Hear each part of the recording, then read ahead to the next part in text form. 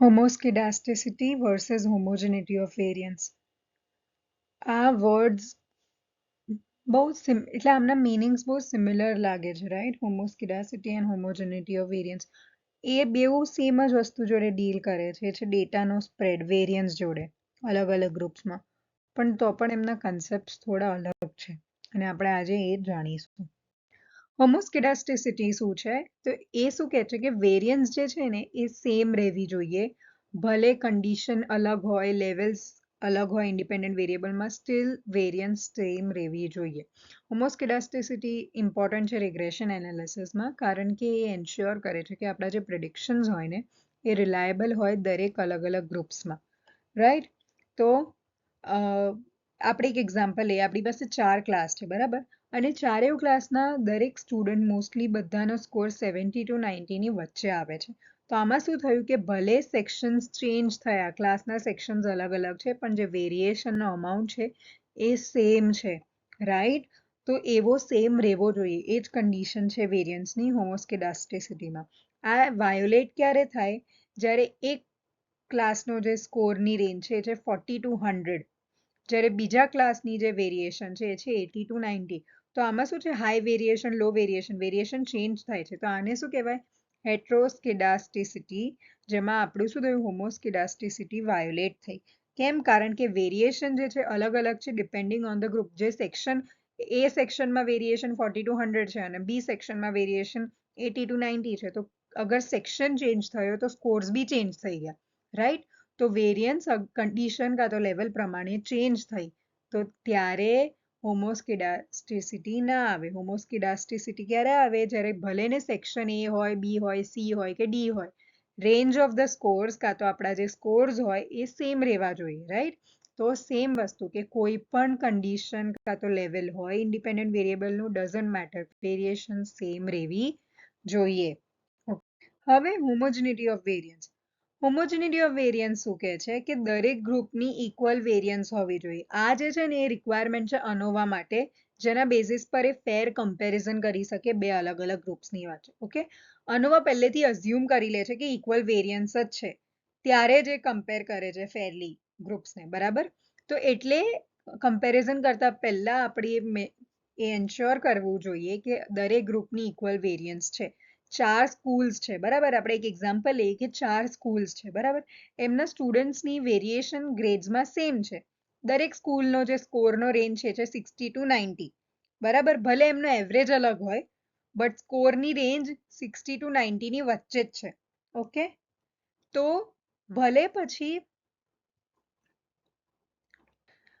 પછી સ્કૂલ કોઈ પણ હોય, સ્કૂલ હરણીમાં હોય કે સ્કૂલ ભાયલીમાં હોય, સ્કોરની રેન્જ સેમ હોય. સ્કૂલ એ ની સ્કોર હવે અગર આ વાયોલેટ ક્યારે થાય? જ્યારે સ્કૂલ એ ની રેન્જ 50 to 95 માં અને સ્કૂલ બી ની રેન્જ 85 to 95 માં હોય. તો આ શું થયું? બિગ સ્પ્રેડ ને સ્મોલ સ્પ્રેડ. તો સ્પ્રેડ કારણ કે વધારે ડિફરન્ટ છે તો અનોવાનો જે રિઝલ્ટ છે વેલિડ નહીં હોય એડજસ્ટમેન્ટ કર્યા વગર, રાઈટ? સો એટલે શું થયું કે વેરિએશન ચેન્જ થઈ ગઈ ને, હોમોજેનિટી નથી. દરેક ગ્રુપમાં આમાં કન્ડિશન ચેન્જ નહીં. હોમોસ્કિડાસ્ટિસિટીમાં શું છે? ઇન્ડિપેન્ડન્ટ વેરિયેબલની કન્ડિશન્સ છે, રાઈટ? બટ હોમોજેનિટી ઓફ વેરિયન્સ શું કહે છે કે દરેક ગ્રુપની વેરિએશન ઇક્વલ હોવી જ જોઈએ, કન્ડિશન હોય કે ના હોય, રાઈટ?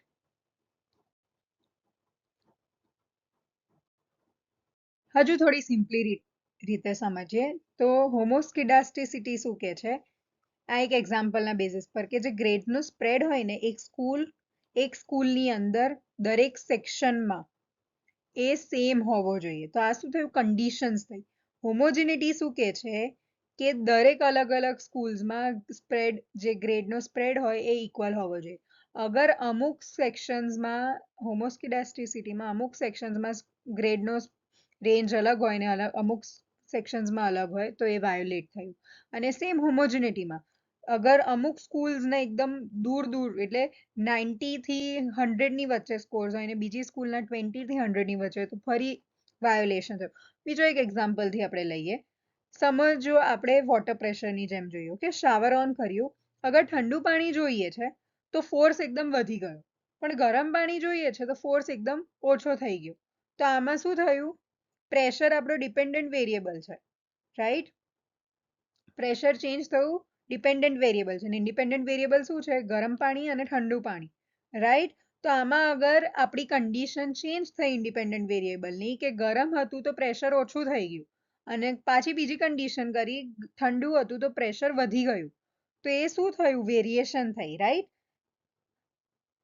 તો એને આપણે હોમોસ્કિડાસ્ટિસિટી ના કહીએ. કેમ? કારણ કે કન્ડિશન ચેન્જ થઈ તો જે પ્રેશર છે એ પણ ચેન્જ થયો. હોમોસ્કિડાસ્ટિસિટી ક્યારે આવે? ભલે ગરમ પાણી ચાલુ કર્યું કે ઠંડુ પાણી ચાલુ કર્યું, પ્રેશર પાણીનો સેમ હોવો જોઈએ, રાઈટ? પ્રેશર કન્સિસ્ટન્ટ હોવો જોઈએ.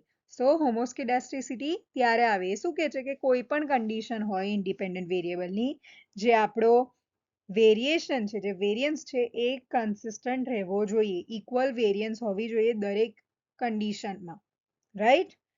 હવે હોમોજિનિટી ઓફ વેરિયન્સ ને આપણે એવી રીતે લઈએ, તમે જોઈ રહ્યા છો કે એક કન્ટ્રી છે ઇન્ડિયા, એમાં અલગ અલગ સિટીઝ છે, બરાબર? જેમાં રોડની જે વિડ્થ છે એ અલગ અલગ છે. અગર દરેક સિટીની બધી સિટીના જે રોડ્સ જે છે એ સિમિલર વિડ્થના હોય, એનો મતલબ શું કે એ લોકો પાસે ઇક્વલ વેરિયન્સ છે. દરેક આખા ઇન્ડિયાની બધી સિટીઝમાં વેરિયન્સ ઇક્વલ છે. પણ અગર અમુક સિટીઝમાં જે છે હાઈવે એકદમ પહોળા હોય અને ગલીઓ જે નાની નાની હોય, તો એનો મતલબ શું થયો? કે એમની વેરિયન્સ ઇક્વલ નથી, કારણ કે અંદર અંદર કન્ડિશન્સ ચેન્જ થતી હોય છે.